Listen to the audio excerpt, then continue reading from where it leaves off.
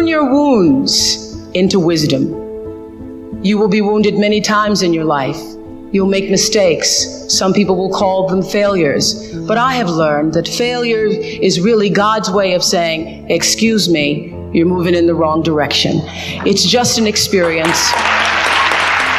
Just an experience. I remember being taken off the air in Baltimore, being told that I was no longer being fit for television and that I could not anchor the news because I used to go out on the stories. And my own truth was, even though I'm not a weeper, I would cry for the people in the stories, and which really wasn't very effective as a news reporter, to be covering a fire and crying because the people lost their house.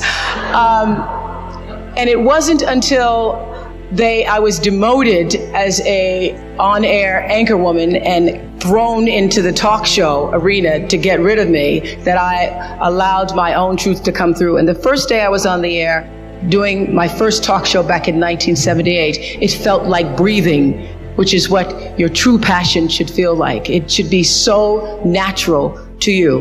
And so I took what had been a mistake, what had been perceived as a failure with my career as an anchor woman in the news business, and turned it into a talk show career that's done okay for me.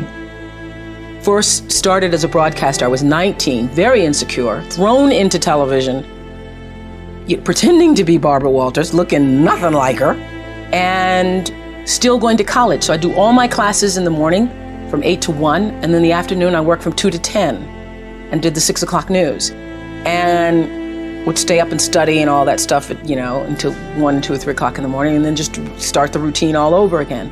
And my classmates were so jealous of me that I remember taking my little $115 paycheck, and at the time I thought it was really a lot, but taking $115 and trying to appease them. I would always, anytime anybody needing money, I was always offering, oh, you need $10, or taking them out for pizza, ordering pizza for the class and things like that.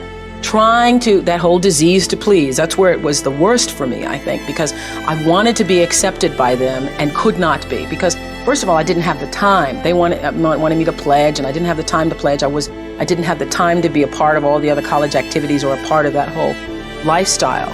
And it was very difficult for me socially. Really one of the worst times of my life, because I was trying to fit in school and be a part of that culture, but also trying to build a career in television. It's very difficult for me to even see myself as successful, because I still see myself as in the process of becoming successful. To me, successful is getting to the point where you are absolutely comfortable with yourself, and it does not matter how many things you have acquired. The ability to learn to say no and not to feel guilty about it, to me, is about the greatest success I have achieved. The fact that I have, in the public side, done whatever is fine. It's all a part of a process for growing for me. But to me, to have the kind of internal strength and internal courage it takes to say, no, I will not let you treat me this way, is what success is all about. It's the same thing that prevents you from being abused as a child, that prevents you from being abused as an adult, that allows you to build success for yourself. I will not be treated this way. I demand only the best for myself. You are worthy to say no. That it's okay if you say no. It's okay if you say no and then people don't like you. That's really okay. The important thing is how you feel about what you're doing, how you feel about yourself. It's a long struggle, though. It's a long struggle. And I'm just hoping that, in the work that I do on the show and the speaking that I do around the country, and that young people who are watching this can get the lesson sooner than I did. Because it's painful, because you keep repeating it over and over and over until you get it right. And what I found is that every time you have to repeat the lesson, it gets worse. Because I call it God trying to get your attention, the universe trying to get your attention. So we didn't get your attention the first time, so we're gonna have to hit you a little harder this time. So I'm still doing it, I'm still learning. Think of all the times you let a man treat you badly, or someone, your friends, walk all over you. How many times have you let hurtful words or criticism crush you? Well, I was one of those people who was raised not to have a lot of self-esteem. And I know anybody else who was physically violated as a child, as I was, got whippings every day. the lesson of a whipping, the lesson of being heavily disciplined with violence is that you're not worthy, that you're not good enough. And so it takes a long time to get a sense of self-worth and self-value.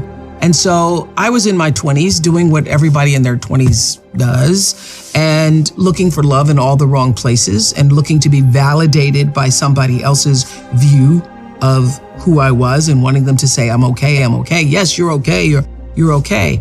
And I've done some really embarrassing, ridiculous, crazy ass things over the years, holding onto the bumper of a Datsun Z like I could actually keep him from pulling off.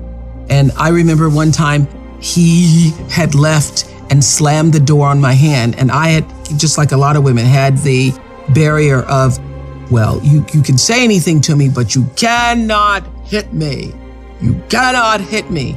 He didn't hit me, but the door slammed on my hand. And I thought, well, that's coming close. That's coming very close. And I remember the door slamming on my hand, falling to the floor, and in front of me was a mirror.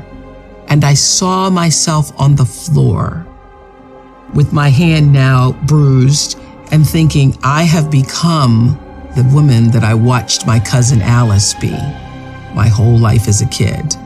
The only difference is that I'm battered in spirit, and the next step is going to be, who knows? So lying there on the floor is the moment I made that decision that I have now become a woman that I never imagined myself to be, and I got to figure out how to get myself out of this. And that was the beginning of the lesson, which is I'm hoping happens to you tonight from the stories that you're going to see. Because it doesn't happen all at once. Even though you want it to change, sometimes it takes a little longer to actually get the message that people who love you don't treat you badly. Love doesn't hurt. It's supposed to feel good. This whole idea of quantum physics, Newton's law, nature, the order of things, and how life and nature itself operates. And I could see a reflection of my own self, my own being in all of that. And reading Newton's law, third law of motion, which says for every action there's an equal and opposite reaction, was like a religious experience for me. I just understand, all my bells and whistles and lights and dancing emojis went off because I could see that. I'd experienced a little bit of that in The Color Purple, that beautiful line where Whoopi, as Miss Seeley, says, everything you try to do to me is already done to you. That struck me in particular in the movie. And I understood that everybody's actually saying the same thing. Newton's saying the same thing as Miss Seeley is saying the same thing as what we in this country and in the other countries call the golden rule, that really what you put out is coming back all the time.